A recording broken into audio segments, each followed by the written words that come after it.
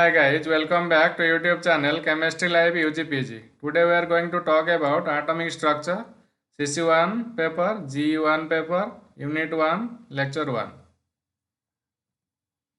So this will be highly beneficial for BSc Chemistry students under CBCS syllabus. So I have a simple message for you guys. Please think for innovation, be creative, learn everywhere, anytime and help to learn others. So this is the syllabus for CC1 paper for BSc honor students and G1 paper for generic students.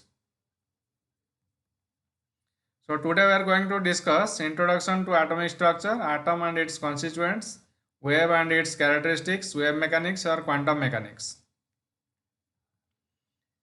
So let's talk about what is atom first. So atom consists of three fundamental particles. So first is electron E minus, which is negatively charged. It has negligible mass and it was discovered by Sir J.J. Thomson by cathode rays experiment. So electron is represented by E minus, which has charge minus 1.6 into 10 to the power minus 19 coulomb. That is equal to A into V, ampere into volt. And mass of electron Me, that is equal to 9.1 into 10 to the power minus 31 kg or 9.1 into 10 to the power minus 28 gram. Similarly, proton, it is positively charged. Mass is equal to 1840 times mass of electron. Charge equal to 1.6 into 10 to the minus 19 coulomb and mass is 1.6 into 10 to the 24 gram or 1.6 into 10 to the minus 27 kg. Similarly, neutron, it is a neutral particle, no charge, and it was discovered by James Chadwick in the year 1932. Charge equal to 0. Mass is equal to 1.6 into 10 to the power minus 24 gram or 1.6 into 10 to the minus 27 kg. So its mass same as the proton. So here we can assume that proton and neutron is the nucleus. So that is stays at the center of the atom and the electrons revolving around the nucleus in circular or elliptical orbits. So next question arises, what is atom? What is its definition? So atom is the smallest unit of an element that retains the characteristic properties of the element. So now let's talk about light and electromagnetic radiation. So in order to explore the structure of atom, we first need to understand the visible light and their forms of radiant energy, which are all forms of electromagnetic radiation. So visible light is a small portion of electromagnetic radiation. So all types of electromagnetic radiation have wave-like properties. So let's talk about what is wave. So as we can see, when we go to sea beach, so the wave starts at one point. It has ups and downs, so that we call it crest and a trough. So first characteristic of wave is lambda. So what is lambda or wavelength? So the distance between two consecutive crests or troughs of the wave denoted by lambda. So the unit of lambda is angstrom and 1 angstrom equal to 10 to the minus 10 meter. The next is another characteristic, amplitude, small a. The depth of a trough or height of the crest. This is measure of intensity of radiation. Frequency, that is nu. Unit is cycles per second or hertz or second inverse. So the number of times of a wave passes through a fixed point per unit time is called its frequency. The next is velocity, c. The distance travelled by a wave in 1 second. So c equal to nu into lambda. So the velocity of light is c equal to 3 into 10 to the power 8 meter per second. The next is wave number, nu bar.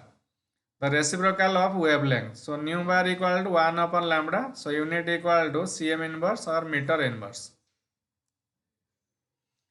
So here we need to know some constants. So that will help us to do the problems. So Na, that is Avogadro's number, that is 6.023 into 10 to the 23 mole inverse.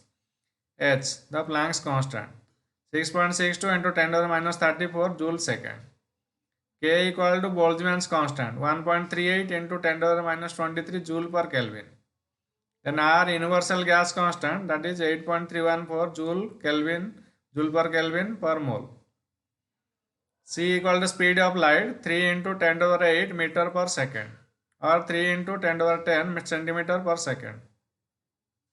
F equal to Faraday's constant, that is 96,500 coulomb per mole. G is equal to gravitational constant, that is 6.672 into 10 to the minus 11 Newton meter square per kg square. Atmospheric pressure, that is P, that is 1.01325 into 10 to the 5 Newton per meter square. Similarly, 1 electron volt equal to 1.6 into 10 to the minus 19 joule. Similarly, velocity, that is meter per second. A is acceleration, that is meter per second square. F force, that is in Newton, that is kg meter per second square. Pressure, that is Pascal, Newton per meter square, that is kg per meter per second square. E energy, that is in joule, that is Newton into meter, that is kg meter square per second square. 1 joule equal to 1 volt into 1 coulomb. So E equal to h nu, that is h c by lambda, or that is equal to h c lambda mu bar. So K equal to force constant, that is Newton per meter.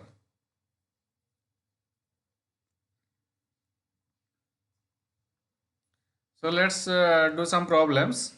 So the wavelength of a blue light is 4800 angstrom. Calculate the frequency and wave number of this light. So wavelength lambda, that is given 4800 angstrom. So that is 4800 into 10 to the minus 10 meter. So nu bar, that is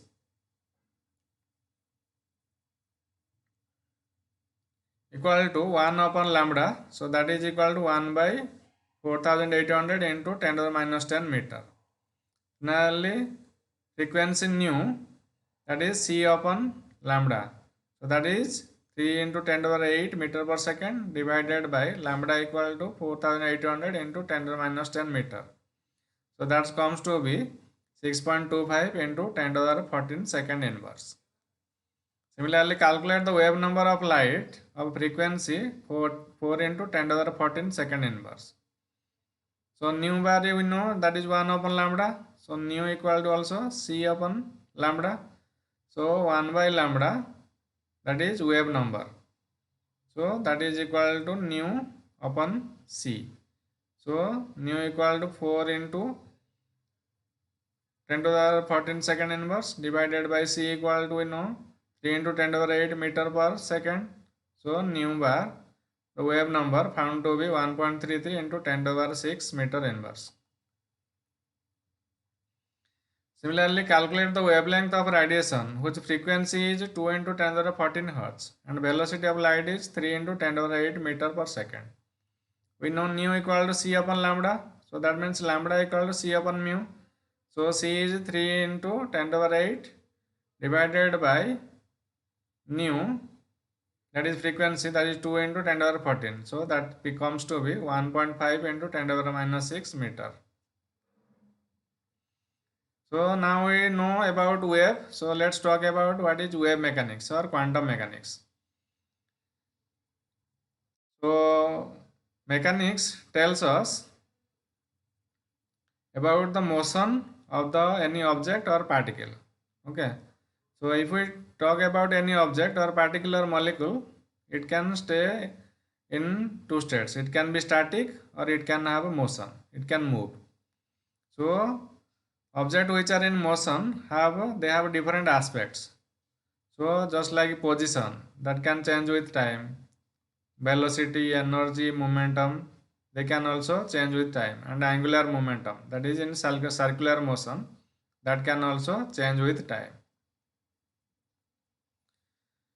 So all aspects of motion are determined by science of mechanics, which deals with various aspects of objects in motion, just like velocity, position x,